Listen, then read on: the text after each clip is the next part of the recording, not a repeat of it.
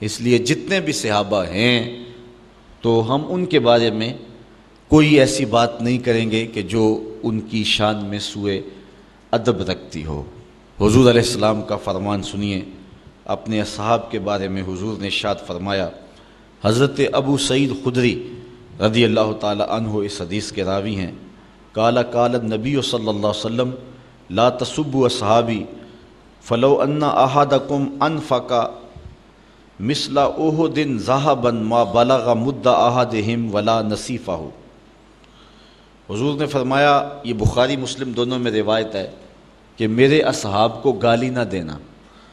اگر تم میں سے کوئی شخص احد پہاڑ کی مقدار سونا خرچ کرے، حالانکہ احد پہاڑ جتنا سونا خرچ کرنا جو ہے وہ کسی کے بس کا روگ نہیں ہے، 15 کلومیٹر پر پھیلاؤ ہے احد پہاڑ کا، تو اتنا سونا کس کے پاس ہوگا؟ پوری دنیا کے پاس اتنا سونا نہیں ہے، لیکن اگر کسی کے پاس ہو اور وہ اس کو خرچ کر دے، کتنی بڑی بات ہے۔ تو حضور نے فرمایا اگر احد پہاڑ کے برابر کوئی سونا خیرات کر دے تو میرا صحابی ایک مد جو خیرات کرے، تو مد ایک پیمانہ ہے، اس پیمانے کے مطابق اتنا خیرات کرے اور بعد میں آنے والا احد پہاڑ جتنا سونا خیرات کر دے، تو فرمایا کہ وہ میرے صحابی کے اجر کو نہیں پہنچ سکتا ہے، بلکہ اس کو جو ایک مد خیرات کرنے کا ثواب ملا ہے، اس کا جو اجر ملا ہے احد پہاڑ جتنے سونے کو خیرات کرنے والا اس صحابی کے آدھے اجر کو بھی نہیں چھو سکتا۔ نصیفہ ہو، جو آدھا اجر اس کو اس کا ملا ہے اس کو بھی وہ نہیں چھو سکتا۔ یہ صحابی کے عمل کا وزن ہے۔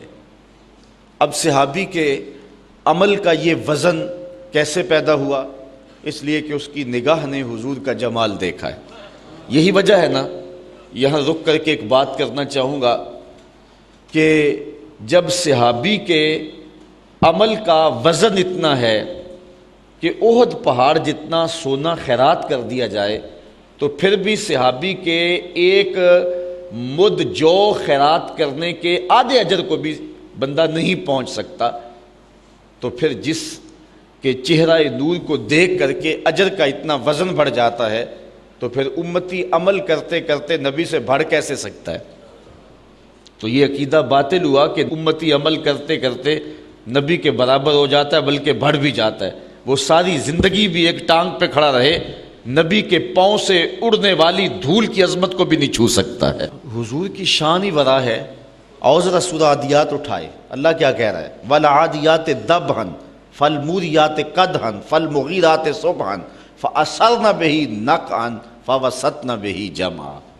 ذرا غور تو کیجئے، دیکھیے عظمت کیا ہے۔ خدا ہو کے کہہ رہا ہے، محبوب تو نہیں، تیرے غلام، تیرے غلام نہیں، تیرے غلاموں کے گھوڑے، تیرے غلاموں کے گھوڑے نہیں، ان کی ٹانگیں، ان کی ٹانگیں نہیں، ان کی ٹانگوں سے لگے ہوئے پاؤں، ان کے پاؤں نہیں، ان کے پاؤں سے لگی ہوئی کھریاں، وہ کھریاں نہیں، ان کھریوں کے پتھر کے ٹکرانے سے جو شرارے اڑتے ہیں، میں خدا ہو کے ان اڑتے شراروں کی قسم فرماتا ہوں۔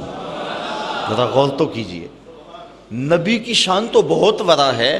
نبی کے غلاموں کے گھوڑوں کی ٹانگوں کے پاؤں کے ساتھ لگی ہوئی کھریوں کے ٹکرانے سے، پتھر سے جو شرارے نکلتے ہیں، اللہ قرآن میں کہتا ہے مجھے ان شراروں کی قسم۔ اور پھر وہ محبوب کے غلاموں کے گھوڑے جب ریتلی زمین میں چلے جاتے ہیں اور ان کی سموں کے ٹکرانے سے جب ریت اڑتی ہے تو وہ اڑتے ہوئے غبار کی رب قسم فرما رہا ہے۔ تو کون ہے جو نبی کی عظمت کو چھو سکے؟ تو نہ جانے کیا غضب ڈھایا لوگوں نے اور یہ بات لکھ ماری کہ امتی عمل کرتا کرتا بعض کا نبی کے برابر ہو جاتا ہے، بلکہ بڑھ بھی جاتا ہے۔ یہاں دیکھیے صحابی کے عمل کو کوئی چھو ہی نہیں سکتا۔ کوئی ساری زندگی بھی لگا رہے، دل کھول کے خرچ کرے، احد پہاڑ جتنا سونا کہاں سے لائے گا؟